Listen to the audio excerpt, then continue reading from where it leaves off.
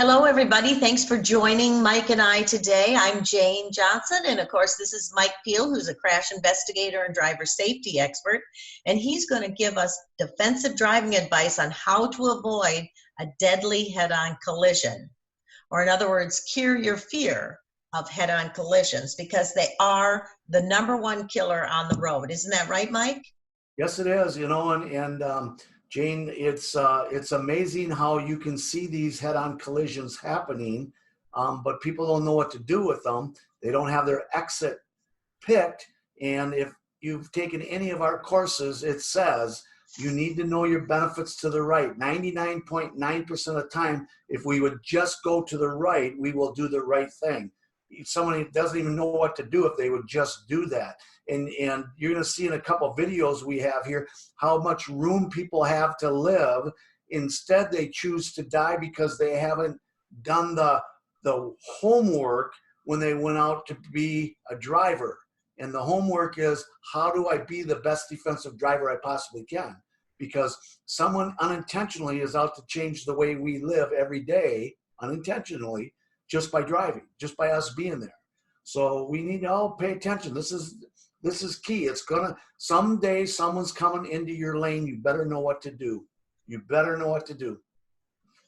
Well, Mike, let's talk, before we look at the videos, let's talk a little bit about why head-on collisions are so dangerous. Yes. Okay. So when we take in a car, I don't care if your car, people are fooled by this 5-star rating on a head-on collision. That's a good thing, but I want you to keep in mind, the government only rates your car at 38 miles an hour into a head-on collision. That means your car head-on collision can only survive at 38 miles an hour. All right, when you hit a car and you're going 30 and they're going 30, that's a 60-mile-an-hour head-on collision. All right, what kills us in crashes is not how our car crashes. What kills us in crashes is our brain and our heart do not have an airbag. They do not have a seatbelt. They have nothing to help ride that energy down. So, for instance, if I take two cars and I crash them at 40 and 40, my brain starts at 0 and instantly goes to 80 miles an hour when that crash happens. Boom. It becomes jello inside your head. My heart starts at 0 and it just splatters against the inner chest wall. That's what kills people in crashes. It's really not the physical part of the car crash, because we can replace legs and arms that get broke, but when the organs get damaged to the tune of how violent they crash on our inner body, that's what kills us in crashes. There's little things you can do to stop that.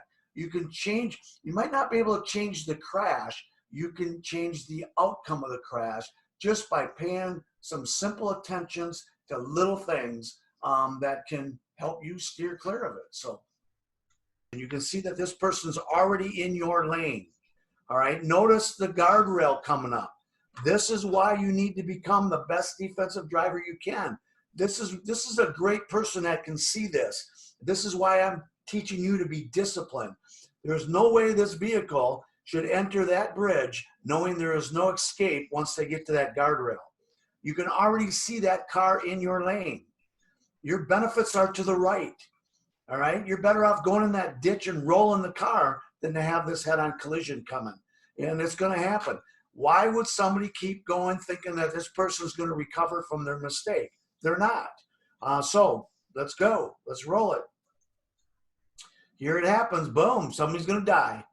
You know, two people didn't know what was happening there, and one's going to live. One's probably, the car that hit him was more of a truck, but still need to see it. All that car had to do, or that trucker had to do, was stop back there. They had room, because if we even back that video up way back, you saw that car entering that lane way before it. So you know what? We need to pay attention. We need to see the big picture. Get the vision out there and see what's coming at you, so you can react. Look at the benefits to the right until this point.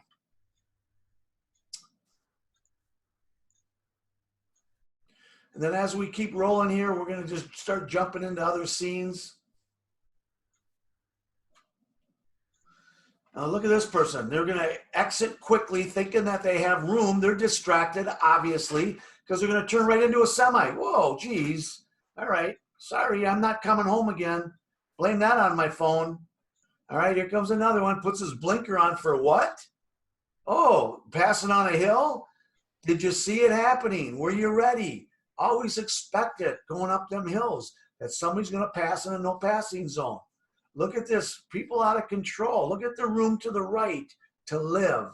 That's the biggest challenge that I have when I teach people defensive driving is look at the room to the right. Look at this, wide open. Nobody moved. Nobody moved. Look at the benefits to the right again.